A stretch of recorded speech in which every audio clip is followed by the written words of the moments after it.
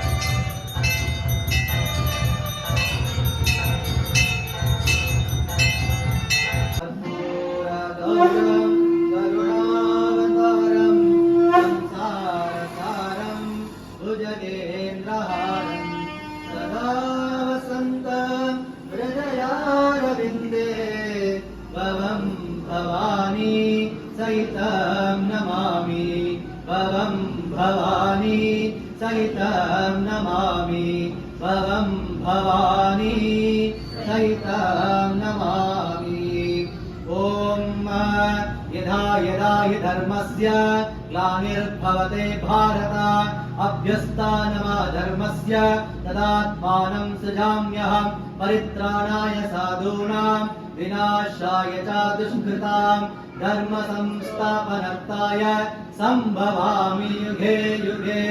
हर नमः पार्वती पतये हर हर महादेव।